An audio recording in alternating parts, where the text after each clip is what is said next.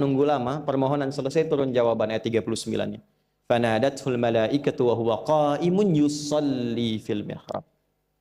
Turun malaikat mengabarkan engkau dapat kabar gembira akan punya anak, langsung namanya dikasih Allah Yahya. Annallaha yubasyiruka bi Yahya. Artinya hidup yang mustahil menurut manusia, lahir dari rahim seorang perempuan, maaf, yang divonis monopause dan mandul, bayi yang hidup, kata Allah nggak ada yang mustahil, lahir dan terjadi itu. Yahya, John, lahirlah. Kapan terjadinya? Saat sholat.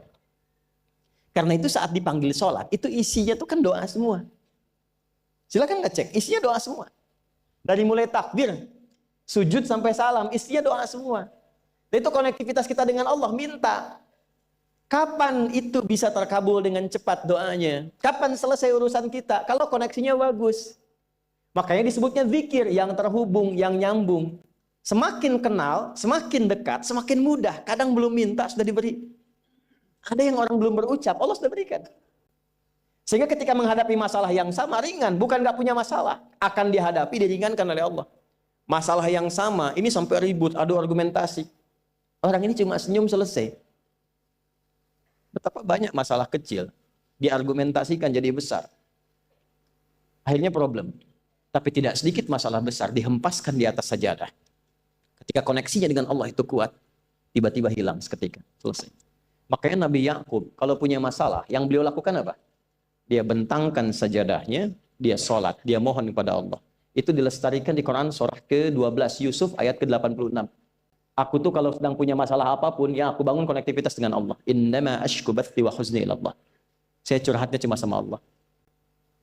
Ini Pak, ini bagian pertama. Nah, jadi kalau ingin semakin kuat, sampai ada masalah diringankan, mau kerja dibukakan pintunya, itu ada jenisnya. Yang pokok ada 5 waktu, 17 rakaat. Yang detil itu ada pada sunnahnya. Dan itu hebatnya dalam Islam. Dijelaskan caranya, disebutkan tujuannya, dan diterangkan hikmahnya. Contoh. Kita sekarang jam berapa? Jam 9.20. Di waktu saat ini ada waktu sholat disebut dengan sholat duha. Duha itu dibagi 3. Ada awal duha, penguat zikir, pengganti seluruh bagian zikir di tubuh kita, yang disebut dengan syuruk. Itu kurang lebih jaraknya 1 jam setelah subuh. Jadi kalau tadi 4.45, ya 5.45 menjelang jam 6 itu masuk syuruk. Setelah itu masuk ke jam 8 sampai ke kurang jam 10 itu pertengahan duha. Pertengahan duha. Apa fungsinya? Di antaranya mempermudah rizki. Di antaranya. Bilangannya berapa? 2 sampai 4 rakaat bisa dikerjakan. Ya, dan harapannya apa? Bukan pada rizkinya. Ya, jadi jangan sampai motifnya cuma sekedar ke duniawi, kurang tepat. Kenalkan kepada Allah, nanti biarkan janji yang disampaikan oleh lisan Rasulullah itu terjadi. Ya, jangan pada rizkinya, ini terbatas, cuma sampai situ. Tapi kalau kita minta sama Allah, dikasih jalannya itu dari sisi yang tidak kita duga. Anda berhitung, Allah kasih hitungan. Anda tak berhitung, Allah kasih apa yang tidak pernah Anda hitung sebelumnya. Itu poinnya. Maka lakukan sholat dekati, itu yang disebut sholat duha. 2 rakaat, tambah lagi 2, untuk kenal Allah. Kalau sudah merasakan dekat, sudah nyaman, sudah enak, muncullah kemudian kesan dalam hati, terserah Allah mau kasih berapa. Yang penting sudah enak, sudah damai. Di titik itulah kemudian Allah limpahkan dari apa yang nggak pernah kita duga sebelumnya.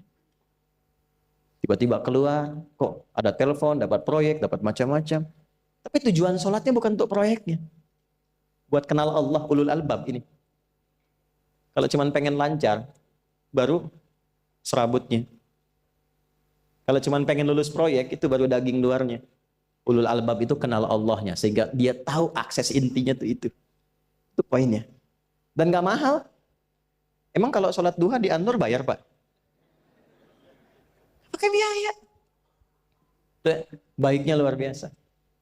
Sudah? Satu. Kalau mau lagi misalnya, ini yang paling dahsyat nih. Dibimbing kita sampai ke posisi terbaik di apapun itu. Jadi ayah terbaik, ibu terbaik. Ya, jadi karyawan strategis, di militer terbaik. Terbaik tuh gini, di tempat terbaik yang memuliakan tuh makom namanya. Makanya kuburan sering disebut makam kan? Ya kan? Maksudnya apa? Maksudnya Anda selama hidup berkaryalah yang baik, ibadah yang benar, sehingga Anda wafat pun terhormat. Ya, kata maqam itu pertama kali di Al-Baqarah ayat 125, maqam Ibrahim. Ya. Ketika Allah sampaikan dalam Al-Qur'an, didapatkan di situ maqam Ibrahim, wa idz ja'alna al-baita matsabatan lin-nasi wa amna wattakhidhu min maqami Ibrahim. Makanya kalau kita tawaf, itu dari mulai Hajar Aswad kan sampingnya dekat sekitar 5 meter ada maqam Ibrahim kan? Itu tapak kaki pertama beliau meninggikan pondasi Ka'bah dan di situ diabadikan kemuliaannya sampai beliau wafat. Dikenal sampai sekarang.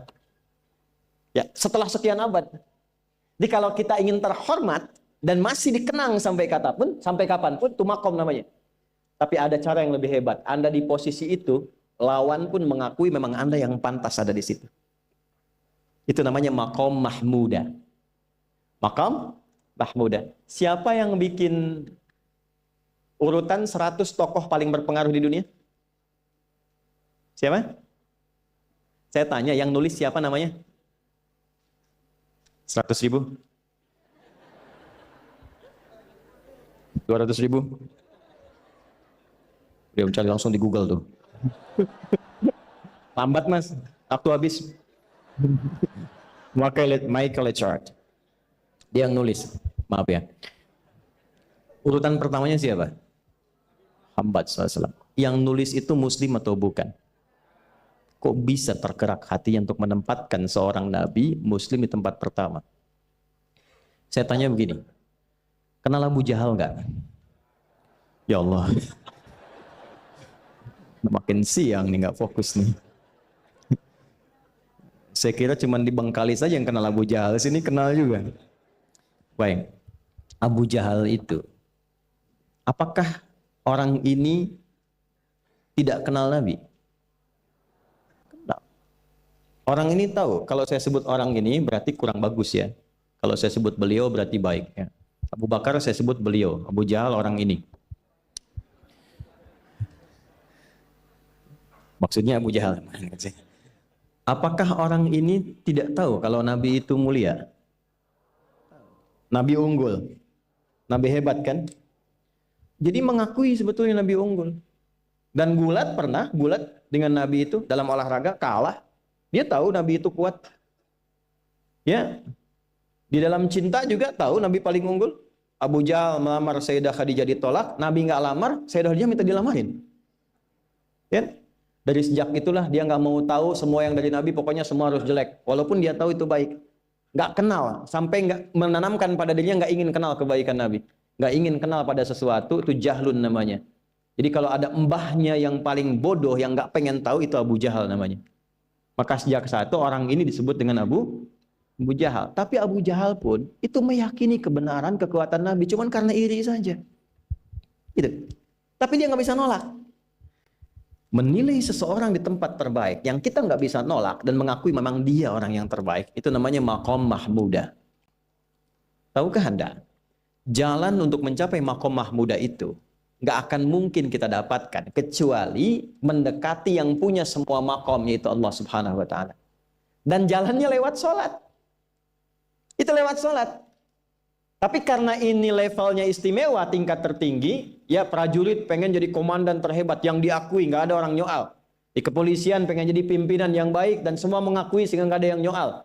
Di perusahaan pengen jadi pimpinan yang ideal, ya semua mengakui, nggak ada yang nolak. Itu maqam mahmuda. Jalannya apa? Ternyata nggak pakai uang, nggak pakai koneksi-koneksi yang tidak jelas. Koneksinya dibangun dengan Allah sehingga Allah melembutkan hati semua orang itu untuk menetapkan dia yang terbaik. Sholat. Karena levelnya tinggi, dinaikkan dari sekedar sholat fardu. Ditempatkan di waktu yang tidak biasa. Butuh pengorbanan, butuh perjuangan. Namanya tahajud. Turunlah Quran surah ke-17 ayat 79 sampai 81 itu. Quran surah 17 ayat 79 sampai 81. Ini poinnya. Wa minal laili fatahajjad bihi nafilatan laka asa ayyab'athaka rabbuka maqaman. Ini kan terjadi keanehan kan, ironinya. Anda pengen sukses, pengen tertinggi, Anda tahu Allah penentunya, Anda tahu Allah yang punya rizki, Allah punya kekuasaan, tapi Anda nggak mendekati Allah. Terus yang dipakai cara-cara salah, kenapa harus korupsi? Kenapa harus nyogok? Kalau SK-nya nggak Allah tetapkan, nggak akan turun juga. Dan sudah hukum kalau ayah berbuat maksiat, itu anak istri pasti kena. Itu udah hukum. Makanya saya mohon deh, ya para ayah itu kalau mencari nafkah, cari yang benar. Kasihan anak Anda yang di SD. Harus berhenti sekolah. Maaf, bukan anak Anda, maksudnya anak orang lah. Kenapa harus korupsi? Maka ketika ada tawaran sogokan yang nggak bagus, tuh yang dibayangkan tuh itu bukan cuma proyek jalan dapat uang banyak, tuh anak-anak tuh bahaya. Ke sekolah disebut anak koruptor, sedih. Istri nggak sanggup keluar belanja. Tuh pikirkan, itu sudah hukum. Sudah hukum. Anak juga begitu. Kalau mau berperilaku, ingat orang tua. Sebab ketika tidak baik, orang tua pasti kena. Anak di sekolah berantem, yang dipanggil siapa? Tuanya. Itu selalu terikat. Di rumah tangga itu selalu begitu. Karena nafas itu terikat. Semua saling mengikat. Babnya itu jelas. Nah, balik ke sini. Kalau ingin tingkat yang tertinggi, dekati pemiliknya Allah. Ini. Makanya tuh harus punya itu. Itu ringan kalau sudah punya itu tuh Allah. Saya punya Allah. Kita mau apa? Takut hidup. Nabi ditodong pakai pedang. Siapa yang menyelamatkan Muhammad sekarang? Ringan Nabi jawab, Allah. Jatuh pedang. Dibalik, kamu siapa yang menyelamatkan kamu? Bingung. Dan punya Allah itu luar biasa. Nah, ini yang harus tanamkan pada jiwa. Punya Allah sebagai Tuhan. Kalau sudah dekat, kenal, baik dengan itu, akses mudah semua.